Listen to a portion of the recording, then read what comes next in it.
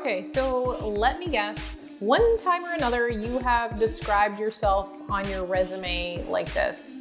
I am a hard worker and dependable team player. Let me guess, you never heard back from those employers. My name's Shauna Cole, and this is Career Interrupted. Interpersonal skills. We know employers are looking for them on a resume, but the whole idea of demonstrating interpersonal skills is really hard and vague, and often job seekers end up including these blanket, generic statements that don't help to demonstrate any other specific skills in the area of interpersonal skills. Often on resumes, interpersonal skills show up as, I am a dependable team player. What the hell does that actually mean? I want to walk you through some examples of how to show interpersonal skills on your resume. Interpersonal skills are basically those soft skills that employers are usually looking for. So you've got things like listening, communication, dependability, teamwork, all these sorts of words that make you go, how the heck do I show that on my resume and cover letter? I'm gonna let you in on a really simple hack today to show the interpersonal skills that the employer is looking for specifically. Are you ready? Okay. It is literally as easy as this. Read the job posting. Read the job posting closely, and you're probably going to find a list of specific interpersonal or soft skills that the employer is looking for this role. The employer is going to say something like, you've got to be a solid communicator, or you must have experience working in a team environment, or whatever. Those are the interpersonal skills that you want to demonstrate on your resume and cover letter. If you're ever feeling stuck when it comes to writing your resume or cover letter, just go back to that job posting, see what the employer is asking for, and work to address their needs. Okay, so Shauna, that's great and super helpful, but still, on my resume, I end up with this thing that says, I am a dependable team player who communicates well with others. No, so that's really not a great line on your resume or your cover letter.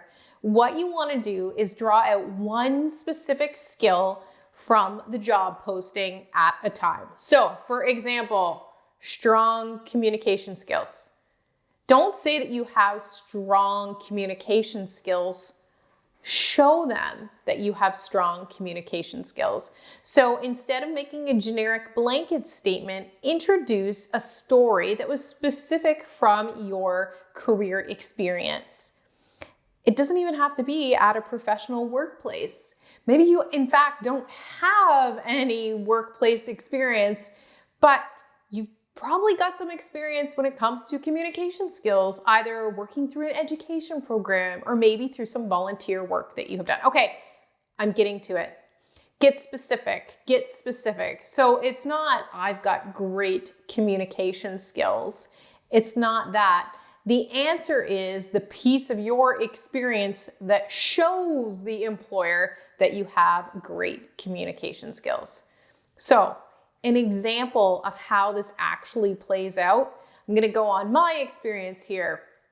I'm going to say, instead of saying great communication skills, I'm going to say facilitated an online session with over 200 attendees, receiving highly positive feedback on receipt of the messages and delivery. Something like that. That was maybe a little long, but you get the idea. I'm going to a specific example from my experience instead of a generic one. Presented to a group of 2,000 people at a highly public event attended by lots of leaders from the community, or something to that effect. I'm not saying I've got communication skills. I am showing you I have communication skills. When you move from saying you've got it to demonstrating the skill set, you're really up in the ante in terms of how powerful your resume is. Okay, so let's use the teamwork example as well. Instead of saying works well in a team, like, no, that's not a good, strong statement for your resume. Instead of saying works well with a team, show that employer a time where you did.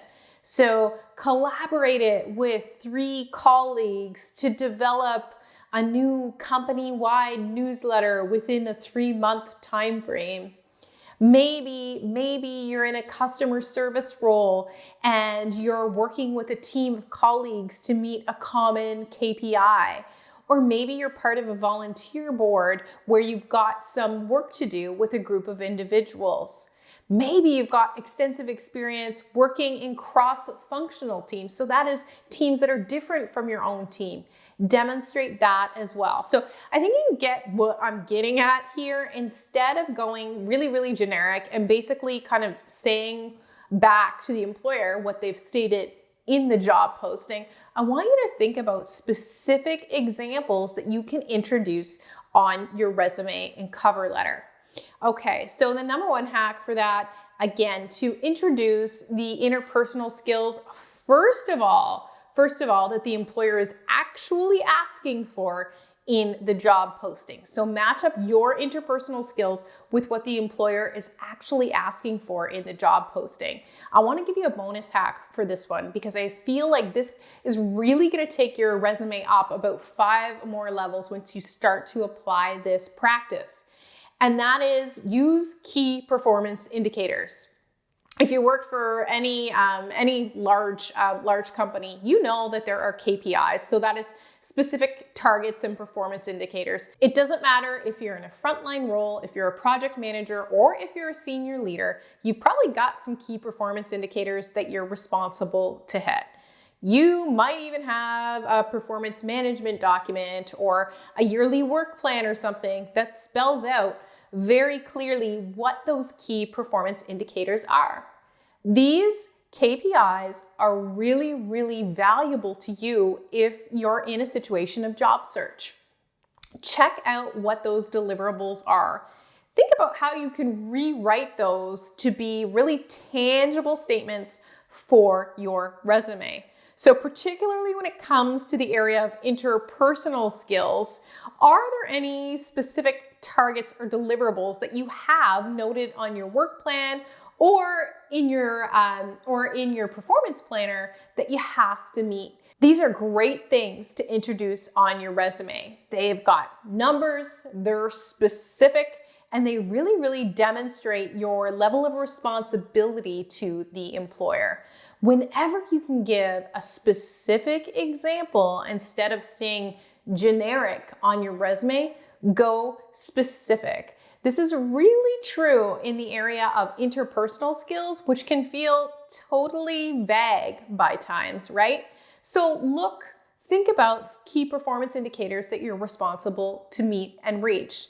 Think about specific examples of how that skill has played out for you in your professional career, or in your volunteer experience, or in your role as a student.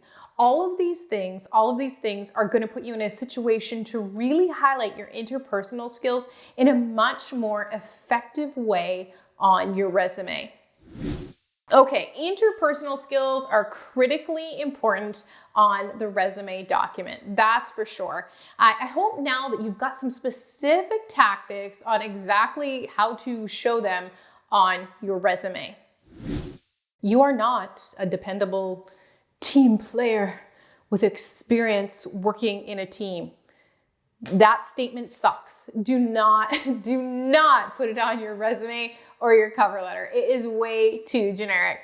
Show me something specific. That is going to get you noticed by recruiters. If you found this video helpful, please be sure to subscribe to my channel. Thank you so much for watching, and remember to make change work.